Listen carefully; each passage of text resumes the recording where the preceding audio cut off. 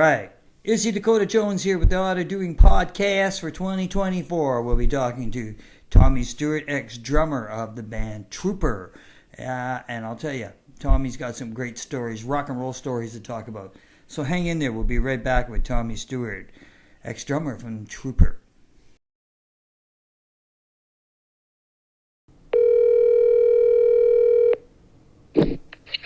Hello. Hello, Tommy. Joe, how you doing, my friend? Not bad. How you doing? Good, man, good. Good. Ready to do this thing? I'm ready to do this thing, for sure. How are you doing? I'm doing pretty good. Yeah, I'm doing all right today. Yeah, I'm doing, Good. It's Tuesday, isn't it? It's Tuesday today. Well, that was a long weekend. Yes. That's right. It's always a long weekend. Something about the Super Bowl or something, I think. Yeah, it's something about the stupid bowl. Go Canucks. No kidding. Okay, that's funny. I'm giving a hard time stopping laughing on that one. Hey, let's go here. So, hey, I'm talking to Tommy Stewart, and Tommy, we were talking a while back about you guys winning an award that you went. Where did you go for that? Did you go to Toronto? Was that back in Toronto? Are you talking about last year? Yeah. I think we might have been talking about our induction to the Canadian Music Hall of Fame. Are you referring to that? Yeah, I am. Yeah. Yes. So that was back in Toronto, right? No, that was okay, let me put it to you. How does it go? Last May was May 18th, 2023. Right. We went to Calgary, which is the National Music Center is in Calgary. Oh, I didn't know that. Beautiful place. I didn't know that either. I would just automatically assume that everything is of that kind of nature would be back east or even Ottawa. Yeah, you would think that, yeah. But it was in Calgary. So we were, it was all arranged. We went to Calgary on the night that we got inducted to the, Trooper got inducted to the Canadian Music Hall of Fame, which I still have trouble even saying that, but that was an incredible honor, which is pretty well the icing on the cake for my career. It's very, well, yeah. It's something. We won't go into all the stories. It was a 3-day affair by the time we left Vancouver and got there with the meets and greets and the rehearsing and all the, just getting carousing and stuff and socializing and stuff. By the time we got home, it was good to be home. Wow. And then later in the year, they just recently, on a televised version, had the Canada Walk of Fame, which is, yes, that's Toronto. That's in Toronto. Yeah, that's in Toronto. And it's called the Canada. I don't know in Toronto. I think it's been referred to the Toronto Walk of Fame to maybe if you lived in Toronto, but it's known as the Canada Walk of Fame. It happens to be in Toronto. Yes. No, we didn't. There was a function. It was a televised thing that they gave, I think, to 5 or 6, 7 a night, where there was a dinner and a televised CTV thing, and the likes of, I think, Connor McDavid, Avril Lavigne. There was some, people in medicine, economics, sports, that kind of thing. They do. But behind the scenes this year, what they did was called the Canada Rock of Fame, which tied in with the Canada Walk of Fame, but they had a special one-night thing at Massey Hall in Toronto. Oh, cool. Where they, I guess what they were trying to do was play catch-up as far as they didn't think they recognized enough, I guess, musical artists from the past, and they inducted 13 Canadian bands from all across the country. Right. Yeah. I heard about that one. Yeah. Yeah. There again, Brian Smith attended that. Right. As well as the current lineup of the Trooper band. Right. Gotcha. Yeah. which does not include Brian and Ray anymore. I know. I found that out too. I found that very interesting. Well, that's very interesting, and we could get into the pros and cons of that one in a bit if you like. But anyways, we didn't go to that, and that's another story in itself. I'll be honest with you, there was Frank and Donnie and I wanted to be there. We wanted to go to it. We found out that it wasn't to be, and we didn't put up much of a fuss about it. We just let it be. We just recently, in the last couple of days, we're told that we are receiving personal. Apparently, when you get your star on a Walk of Fame, each member of that group gets a personal, let's call it a trophy for lack of something better. That goes to the individuals. And we just found out that we will be receiving one. So maybe they wanted to know exactly, what do we want described on it. And so, well, I said, my name would be nice. I said, okay. Anyways, so that's kind of up to date. That's yesterday news. So wow, that's pretty good. That's pretty good. Yeah, and when we were talking too, like I told you, like in the early days, I was a huge fan when you guys were Applejack, right? Yeah. I mean, I really loved the band in the beginning, right? You guys had so much energy, right? It was just like a really good band to watch. I mean, you guys are. I mean, like you said, you guys played a lot, right? So you guys were so tight, right? Even when I seen you in shows and stuff, the band was super tight. Yeah. It was a great time in my life. I do remember it very well, and it was obviously the forerunner to what ended up being Trooper. Yeah. And at that time, just to catch up to date real quick, was when I joined Ray and Smitty. Right. There was two other members. There was a guy named Gary Trent, who, rest in peace, Gary Trent. We just lost him not too long ago. And another guy, I can't even remember his name, the drummer. He went by a pseudonym, Rockstar was his name. Now, I can't really explain much more of that to you. But anyway, long story short, well, I had been down in the States for 2 years I was doing the Las Vegas circuit, believe that or not. Wow, and, okay. Well, I was a jazz taught drummer, and I know how to recharge the stuff. Right. And I went down there, and for about 2 years, I went down with a band from Vancouver. Mm-hmm. It broke up down there.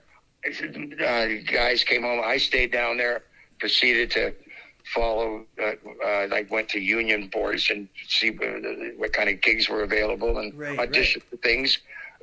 Didn't get some of them, got the odd one, this and that, and was enough to stay down there for a couple of years. And then I basically, to be honest with you, I got not so much homesick for my home and my dad, mom and dad, my brothers, because I kept in touch with them, but just kind of homesick for home, for Canada. I wanted to be, I wasn't an American, I was a Canadian. I'm proud of it, and I wanted to be home. I came home, and I ran into Ray and Brian again, and there were some changes to be made. I ended up being a drummer with them. Gary Trent moved on, and Harry Kalinsky joined the band. Harry was a good friend of Sam Feldman. And Sam Feldman was, at the time, our agent. I wouldn't even know if he'd be our manager at that point. He was our agent. Yes. And Sam introduced Harry Kalinsky to Ray and Brian and myself. And that ended up being, for the most part, the 3 to 4 year period of the glory days of Applejack and the Vancouver bar scene. Yeah, that was a really good band. I mean, like I said, I really enjoyed the energy in that band. Was just, you guys are really good and solid and tight too. I thank you, Joe.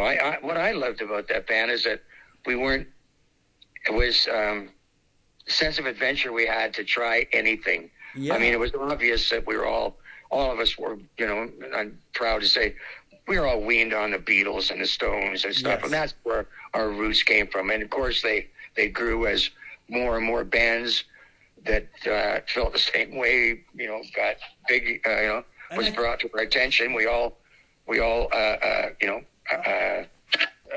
got our inspirations from all these things. But because of that, we would do something like a Creedence song, and then we do a David Bowie song, and then we do a Rolling Stones song. Yeah, you guys did all that stuff, yeah. And then but all of us still had some roots from R&B stuff and some of the, like a Temptation song or a Four Top song or something. Yeah, and exactly. We didn't have any. We didn't see any rules that said we couldn't do this and then turn around and do that and then turn. There was no.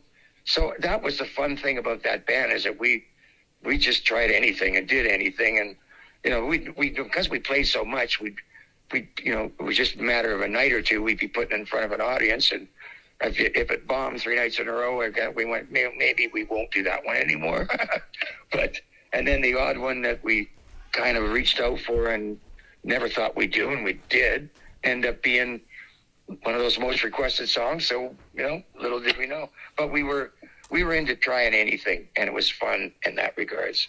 Yeah, so, because also around that time period, like you're right, I think like Vancouver, I remember, there was you guys, there was, Seeds of Time, Heart even, Heart was up playing, and the bands, you were right, there was a sense of adventure. Like you guys just had like, basically did pretty much what you want. I mean, there was the Collectors who became Chilliwack, right? One of my favorite bands of all time, Canadian or not. One of my heroes in my life is Bill Henderson. I know, Bill's great. I adore that man, yeah. I just think, the Collectors, I was skewed into that at an age where I picked up on that and then watched the transformation into Chilliwack. But I just always looked up to that band. I looked up to him. I had a chance just recently. We did a benefit for Rocket Norton. Rocket Norton and excuse, I don't know if I swear on this, but it's the FU, the other two letters, cancer thing. Yes. And it was a blast, and it was a lot of the local bands, some of which came out of retirement to do, and some of which are still active. Yeah. And Bill was there, and I had a great chance to talk with him again. And I had to tell him, I probably told him this sometime before, and anyway, what he meant to me is, like, I looked up to that man a lot when I was growing up. I mean, he's only 6, maybe 5, 6, 7 years on me, but nonetheless, was a great inspiration to me, was that man. I saw them once at the Gardens, and that was when they had the album out with Reno and all that, right? And that's classic. That song. I know, and I saw them, him and Clara Lawrence and that, and that band was just so inspirational. Like, I mean, they were as good as anything out there in the whole world. Yeah, as far as I'm concerned. Yeah. They were brilliant. They should have been. They should have been known to the rest of the world. I wouldn't doubt all over the world they have fans that were lucky enough to stumble across the chance to hear a Chilliwack or Collector song. But no, I agree with you. They're great. But like I said, you guys were, Tommy, you guys were right in at that point. It was the scene was very fluid, right? And it was really good. And I guess did that inspire you guys when you got to, like, how did you get from Applejack to Trooper? That's what I want to know. How did that happen? Okay, that happened basically because Ray and Brian wrote songs during this whole time. They were writing, I don't know if you say profusely writing, lots and stuff, but enough but we weren't really experimenting with much of it because we were working all the time, playing cover songs. Yeah. But it was really, I have to admit, in the early days, there was no talk about us, we got to do this so we can do an album. It just wasn't put together for that kind of thing. That we were fine with the success we had being a bar band in a situation, in an environment where there was so many bars to play, never out of work. You play constantly. We did a 28-day stretch once with no nights off. Wow. And didn't look back, and had a night off and then did 2 more weeks. It was like crazy days as far as places to play and stuff. And we were being successful. We were, billed as one of the highlight bands in the circuit, and making the money that was to be made out there as best we could. Just, we were all young and much younger and experienced in life and getting our yayas out and having a blast, very innocently having a blast playing great music, great other people's music, but having fun doing it. And it was the connection with Randy Bachman that just kind of that's right. I remember that. Yeah, it kind of stirred up when Randy positioned himself in Vancouver with and then with teaming up with Bruce Allen. Yes. Well, Bruce Allen and Sam were partners, and when Randy having the success he did with BTO, yes, Randy never stops that man. He's always wants to do something that's got to do with music. I guess he had an aspiration to want to possibly, take a band in the studio and do some producing. Yeah. He just said, well, what do you got available? I mean, the Feldman roster must have had 30 local bands on it, plus the bands that they were bringing in from Seattle and Portland and Calgary and Edmonton and everywhere else. And he said, well, who should I go out and see? And I think they gave him a short list of some bands to go out and see. Right. And we were on that short list. And I'm sure we weren't the only ones he saw. But he asked us if we had anything original. By that time, we had stuck, I think Raise a Little Hell was in our set and getting requested every night. Like, if we didn't do it, people say, how come we didn't do that song here? And by that time was in the set. I think even, what else was in there? I can't think of what else of ours would be in it. But we weren't really, we knew what our job was, and that was we were dancing, pack that dance floor, sell that beer, pack that dance floor.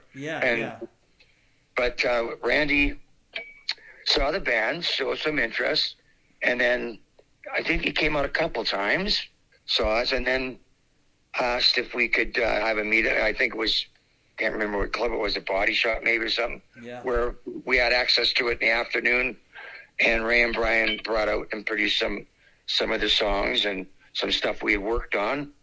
It caught Randy's attention enough that he said, I want to do something with you. Let's work something out. So that's what happened. Wow. And Randy decided he was going to produce this band called Applejack. Little did we know at that time we wouldn't be called Applejack. That's another story. But yeah. And how did you guys, like, when we were talking, you and I just before this, we were talking about there was a documentary recently on CTV about Little Mountain, and you were and I was asking you, when you were in there, you guys check out the big that drum area and that. So was Randy with you when you went into Little Mountain, or who produced you in Little Mountain?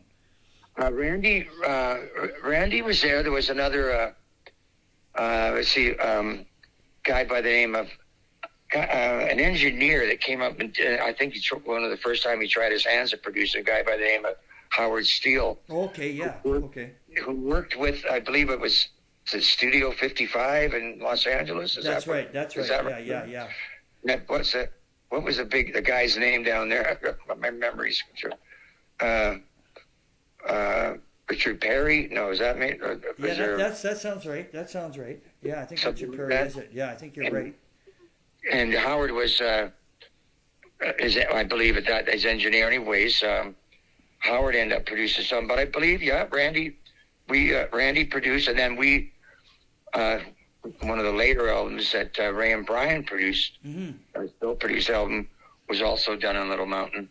Right on. So it must have been fun, and like you're saying, that area where they did the drums, it sounded great. I mean, did you enjoy that? Because you said it was pretty unique, right? Well, it is unique. I don't recall myself. I don't recall myself ever taking the drums back there and doing it, because it was used, but I don't think they had lots of different sessions go through there, and I don't know whether they took the time and to do that every time they had a band come in and do it. I couldn't tell you. Exactly. But I don't personally. I remember being back there.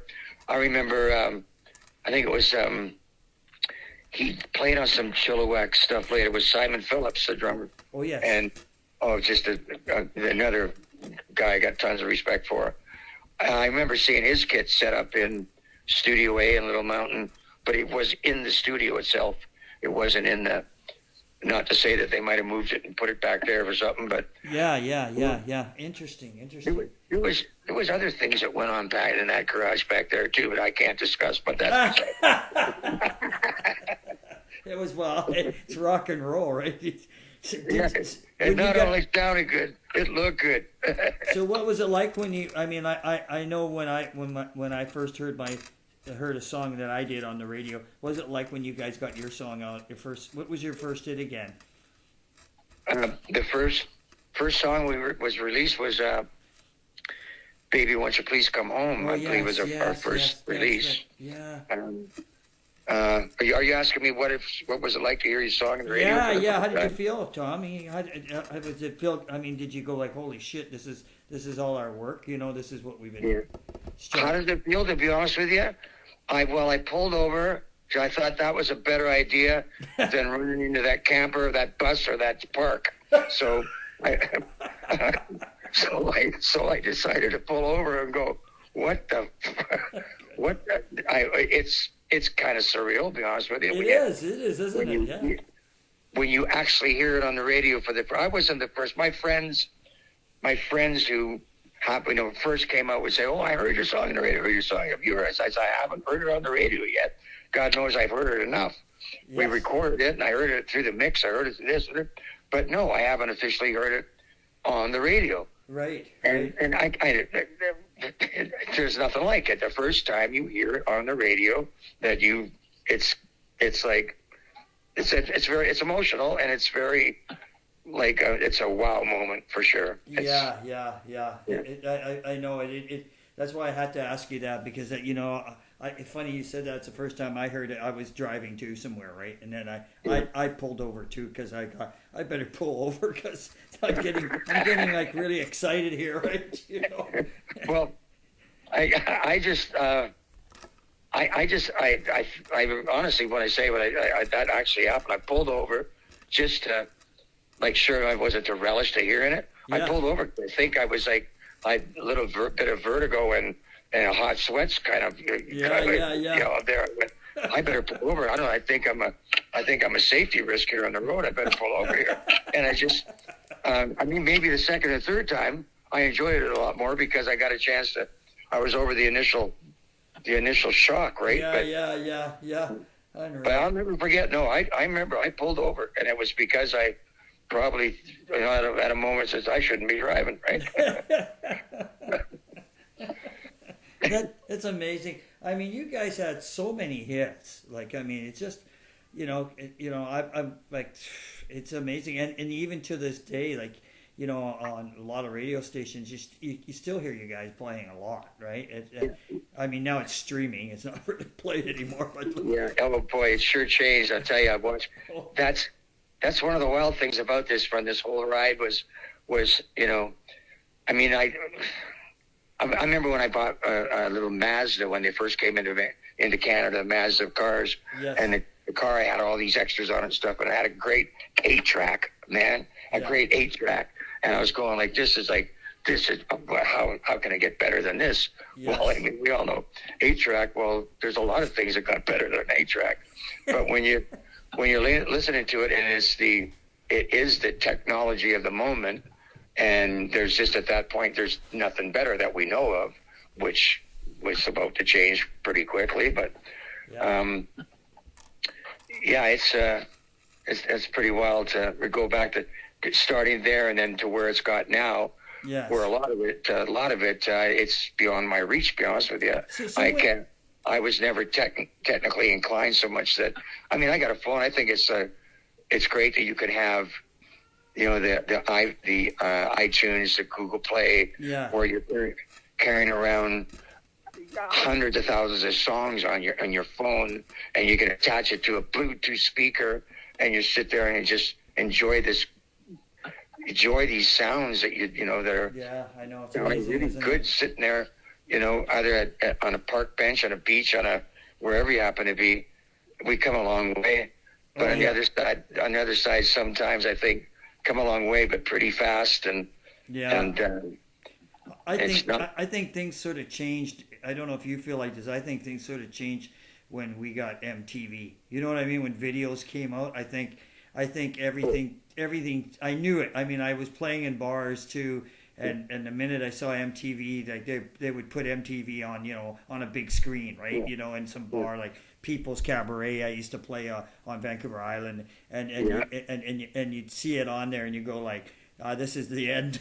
That's like, there's no doubt that was another huge turning point. Yeah, I always get the jokes that Trooper never did. It's hard to really find any archive video stuff of Trooper. It's out there, but it is. A lot of it, when I see it, it's like we used to do a lot of the things like the CBC music shows, and we did half a dozen of them.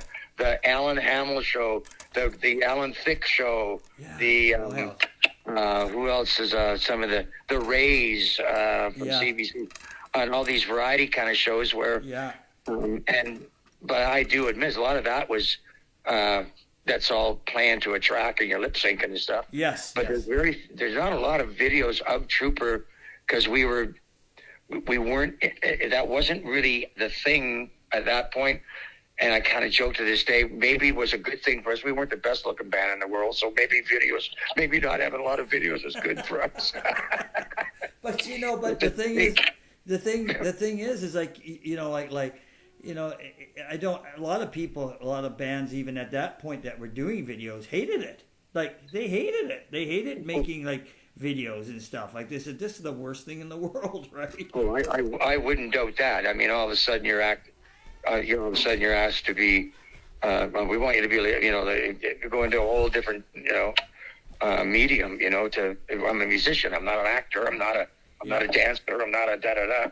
Yeah. I'm sure they like I say. We just really never caught that wave that was going on. It kind of started to get big sort of after our heyday, may I say, kind of thing. So it was never something, it was never something we did much of. Right. And, but you guys were at like we were saying, like you guys were at a real cool point when you came, like you said, when you guys were Applejack, then you went to Trooper. I mean, people had to go to the shows to hear the songs and see the songs, or they had to, they'd listen to you on radio, and then they would get familiar with you, and then they'd have to go to see you if they want to see you, they'd have to go to the show, Yeah.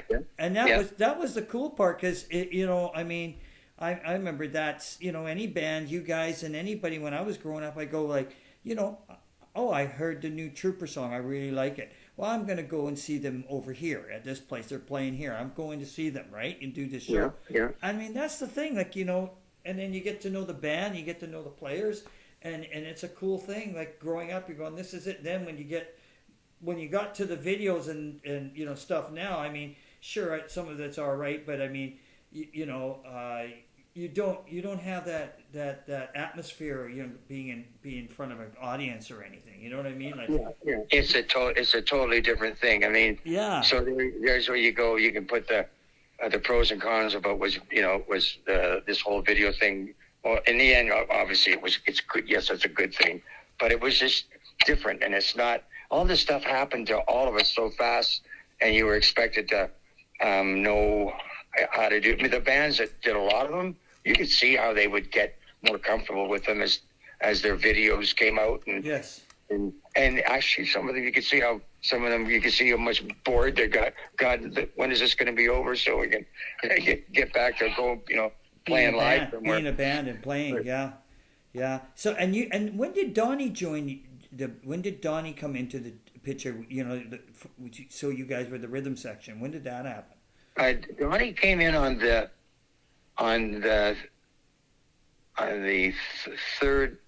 third album. Okay. No. What am I saying? The second? Oh, yeah, I think it's number 2. I think you're right. I think it was the third. Okay. I'm losing it here. But Frank came in on the second, and that's when we released 2 for the Show. And yeah, that's right. That was a great album. Yeah, and 2 for the Show. If you make a story about it, is the introduction to the show is piano. And if anybody had gone piano, Trooper doesn't have piano. There was a 4-piece band called called Applejack, which That's became right. Trooper. The first album was 4 guys.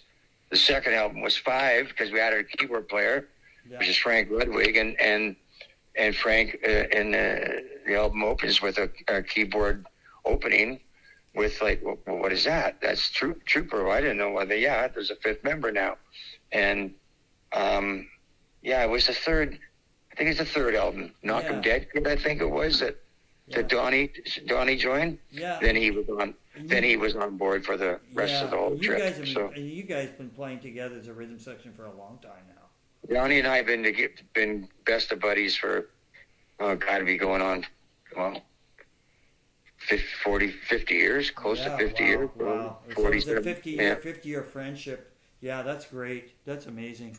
I know. Yeah, I love him dearly. He's a great guy, and we've had our moments where we didn't feel like seeing each other for a while and that kind of thing, but we always gravitate back to each other, and it's even more so. I think that the older you get, the more you really appreciate and have a lot of gratitude for the friends you do have and how long they've been with you. Yes, and I think you're a little more like when you and I were talking a while back. I think you start to become a little more understanding of everything. Oh yeah, you know what I mean, Tommy. You know, you're not so hardened in your own opinions anymore. You sort of like, it was like my dad always used to say, you don't sweat the small shit, you know. Yeah. It's like, and it's so true. It's like, he could say that because my dad was at an age where he could say that. Now I understand.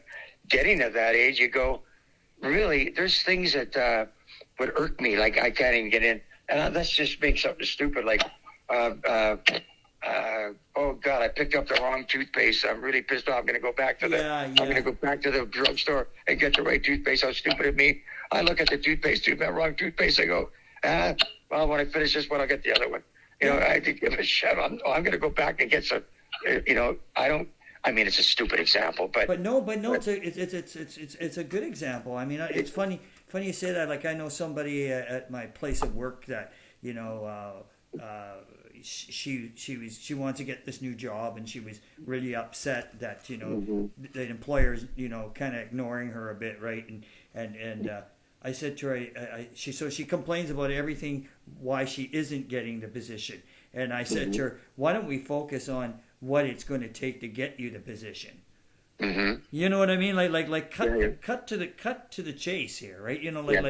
Life's too short. And just forget about the negative stuff like that, and at the end of the day, just what do you want, It's easy to pass those kind of suggestions on, but I really do think that it does come with, when they talk about when you get older or you get wiser and stuff. Well, I think there's a lot of truth to it. You get wiser to the fact that all these years so many times you had it wrong about things that you thought were important, that when you really look at it, they really never were important, never were, ain't, and never will be, That's right. You go, why did I spend so much time worrying about stuff like that, Yeah, you just get to that point and think, forget it. And that's why I think we do music, I think, because, you love music, and, you can tell, I can tell, talking to you, you can see the love that you have for it. Like, it's amazing. The language of the gods, they say. Yeah, I would think so. I totally agree with you. And you did that benefit for Rocket, and you did that with Donnie and Frank, right? Yeah, Donnie and Frank and our two good friends, and I can't say enough good things about these two guys. The lead singer and guitar player from another great Canadian band. They had about, I believe, 4 or 5 albums out. Yeah. Band called Stonebolt. Oh, you were with Oh, cool. Were you with Ray? That was Dave Wills on vocals and Ray Roper on guitar. Oh, and you know who knows you really well. Funny you say that. Who lives down the street from here in East Van, and you probably you remember when I mentioned his name, Brian Holden. Brian who? Brian Holden, and Brian used to be in Brian and the Liars. Oh yes, I know. Yes, Brian and the Liars. Yes, I remember and then Brian has the Brian Holden Blues Band these days, and he's playing with the bass player that used to be in with him and Brian and the Liars, and I forget his name right now. His name's not coming to my mind. He'll be giving me heck when I talk to him. Yeah. But Brian was actually. I was talking to Brian the other day. I says, "Why don't we be talking to Tommy?" He says, "Well, tell Tommy I said hello, right? Okay. Well, hello back to Brian. Yeah, and Brian was just chit chatting about we're chit chatting we talk all the time because he's a really talented dude too, right? And those guys, they were a great little band too. There was so many. I mean, there was so many neat bands back then. The Zingos and the Hamley Page. Oh, Zingo, yeah. And the go on Jet and and Hamley Page with Larry Dutton, a blues band. Yes. And go on and on. Oh yeah, and then there was you guys. You also had Trauma going, right? Well, Trauma was something I got involved with when I was still in Trooper, still playing. Yes. And we were, still touring and stuff a lot.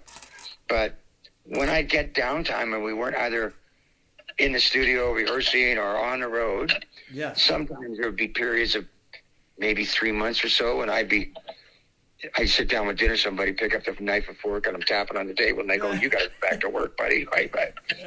Sorry about that. Right? So I said, I'm getting rancy. I'd love to play. So I was living in New Westminster at the time, and across the bridge was at the old, I think it's all torn down, to the Flamingo Hotel, and they had a bar in the back. Yeah. I think it was a country club for years called Poncho and Lefties, but I think at the time, I think it was called Scott's Fade to Rock, I believe. That's whatever. Right. That's what it was. And Scott knew that I was a good friend of Scott's, and I'd go just across the bridge for me to go, see a band's playing that night. I'd have a couple of drinks there and, hang out with the guys. It was easy to get home.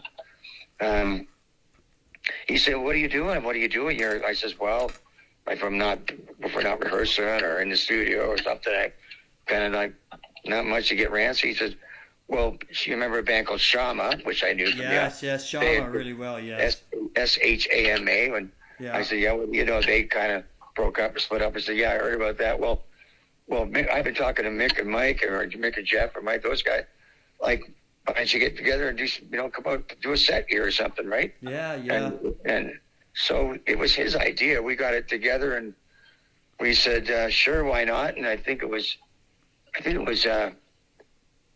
first thing we did. I think it was Jeff Neal and Mike Sicoli and myself, and I came that night. We had agreed that the other band was going to let us play on their gear and stuff, and it was all put together, and we were going to play a guest set on a Friday night, and for half hour play some classic stuff or whatever. And I got up there, and then a special guest tonight, and it said Trauma up on the marquee, and I didn't think nothing of it. What's that? And then Scott said, "You catch your name up there?" He said, "What was that, Trauma?" I said, "Well, what's that supposed to mean?" He says, "Well, you're in Trooper, TR, and the other guys we used to be in Shama, AMA, TR, AMA." I went, "Oh." I said, "Oh, okay." Thinking it's just a one-off, one-night kind of thing. We're going to do it. And I went, "Well, if you have to put anything up there at all, Scott," I didn't even think about it, but he did. And lo and behold, that name stuck. Wow. Excuse me. It was from that moment on. Every time we did, there's more to that story. It just got bigger and bigger. It turned into one of the neatest little bands I've ever been in my life. With Mike and I, for a good solid 4 years or so, under the Trauma name, playing all the Vancouver bars. And yes, we know. Also, another guy we all know, as I was good friends with him, was our sound man in the beginning when I was in Showbiz Kids, was Mike Filoni. Mike Filoni, yes, Mike Filoni, who's I just talked. We keep in touch to a point. Him and Mick, I think, keep in touch quite a bit. But Mike's always, he drops a line every so often. And I haven't talked to Mike for ages. It's been a while. Yeah. I missed the bugger. Yeah, he's done well for himself. And he sure has. He sure did well. But so that band, it's still going to this day. We still, Donnie and myself and Elio Martelli, yes, who did a stint with with Doug Bennett at one of the last. Yeah. One of the last things before And Doug then passed. Elliot and I used to play together when we were in high school. Yes, yes, you told me that. And well, we're still using that name when we go out and play. Sure, why when we not? go out and do it. Yeah. And I was removed from the Trauma band over the years for years. And when Donnie got a hold of me one night, said, "Well, we're looking for another drummer. You know, what are you doing? You want to do some playing again?" I said, "Sure, why not?" And there it was. 32 years later, I'm back in the band I started. Right? Wow. It was kind of like it's gone full circle. Yeah, that's good. We don't play that often anymore, but when we do, it's still under that name. Yeah. But the name came from, like I say, the TR from the Trooper and AMA from Shama. And yeah. Well, I remember when you guys started up because Mike invited me out to come in. Well, I forget where I was playing, what band I was in at that time, but Mike, you know, we still talk to Mike and seen Mike a lot, and Mike says, "Oh, you got to come out and check Trauma out, right?" So I think you guys, when I first saw you, you guys were at the Fraser Arms. So I went down to the Fraser Arms and watched you guys play. And yeah, it was fun. It was fun, and I had a good time that night hanging out with everybody. Yeah, that was a fun little. I've been very blessed to the guys I've been able to work with, and I say even like to this day when I work, you know, I look across the stage and I see Donnie and Elio, and they're two guys I just love to be with, and two guys that you know are very competent and great at what they do, and we just have fun when we're together.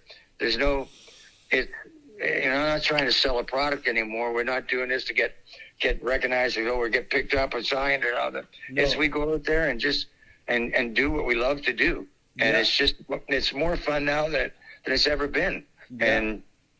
But looking back, I've been very fortunate to be able to play in the bands, you know, the offshoots of, you know, my Applejack Trooper days, where I'm getting to be able to play with the caliber of musicians I've been able to play with. Oh yeah, There was a stint there.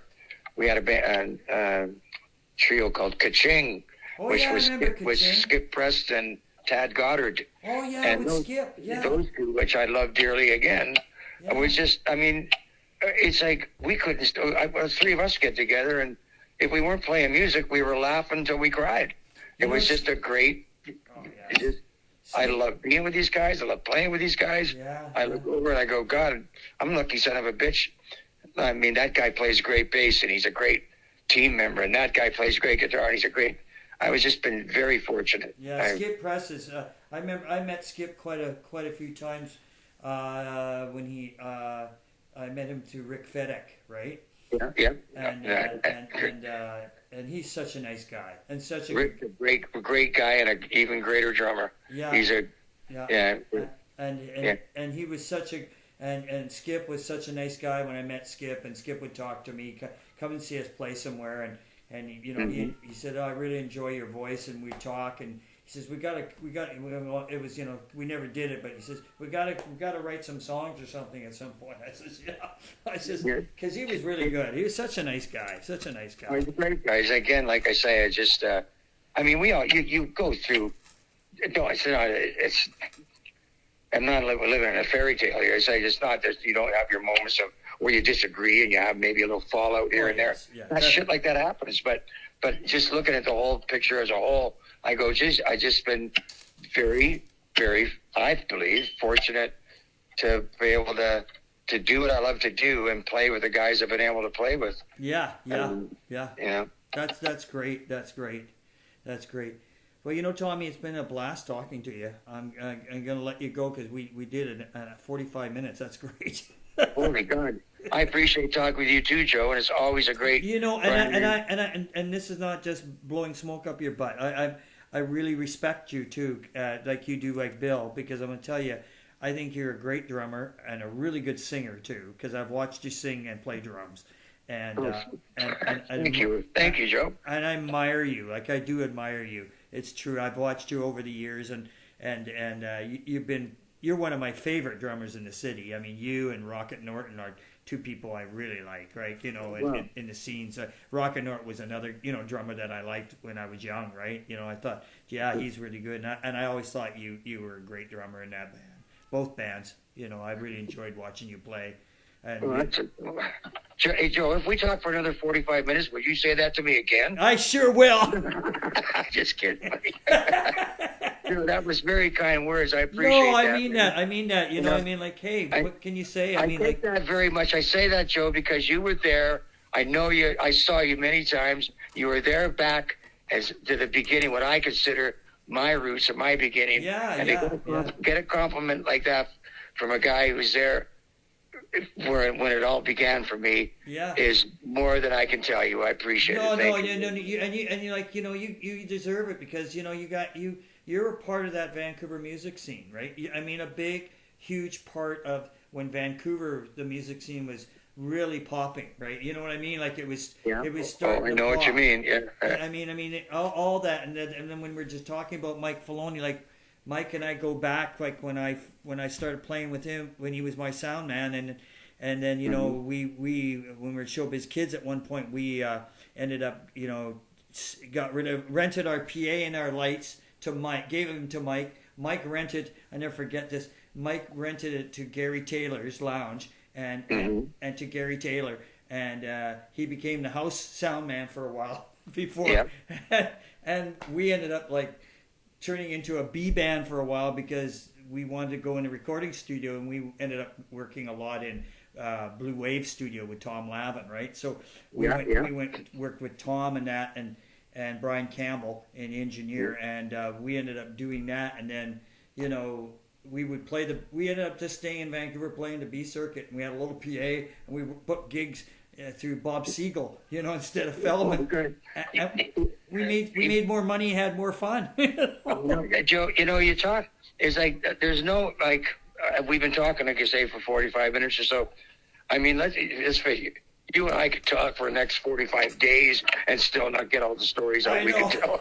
It's like when you every name you just mentioned, and I just have visions and pictures in my head about where and when and what and stuff. And every one of those people themselves have another dozen or a million stories. Yeah, and you know Gary Taylor's still around too. Did you know that? And the thing was, it was such the times we were talking about was just the magical days of the music scene in the city. It was just it's hard sometimes even telling people about it that weren't there because they almost don't believe you. It was like that healthy, so crazy, right? Yeah, and I don't think people would fathom that these days. You know what I mean? No, that's what I'm getting at. I don't think they look at you like, you're bullshitting, man. That's bull. No, it wasn't. It's like you could work this town 6 nights a week and not hit the same club for 4 or 5 months if you were doing a circuit, because there was that many bars and they were open 6 nights a week and you played 6 nights a week. Yeah. And then if you're lucky enough to score a gig, and because it was not the liquor license in BC on a Sunday, you'd go across the line and play. Yeah. And that's where one day, like I say, if you're not careful, we woke up one day and it's day 28. That's because we kept taking these Sundays. We go, guys, maybe we should take a day off, right? but you got more energy than brains. And and you just keep playing. I know. That's what I mean. I played so much, Mike. I think that's one of the reasons I lost my first girlfriend. I think I lost a car or two. I don't know. I know I lost the brain cell or two too. Several of those, my friend. When you're talking about Stonebolt too, I became very good friends with John Webster, right? So John. Yep. Yeah, John. We've toured opened up for them a few times, and it would seem to be John and I would be the two people walking down the street somewhere in, say, Kamloops at 4 or 5 in the morning. I've done that walk too. I got Prince Rupert came to mind for me. 4 o'clock in the morning, walking with remember Donnie walking in, going like, I think, is anybody awake in this town? And some guy from the balcony goes, hey, yeah, what do you want to do? I go, nothing, man, nothing, sorry.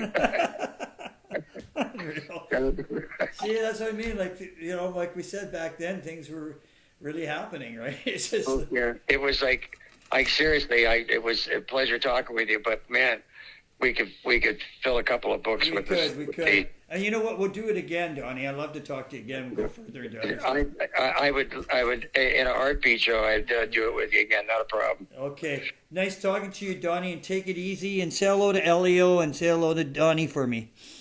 I would say hello to Donnie. I'll say hello to Elio. And who else should I say hello to? Anybody else you can think of.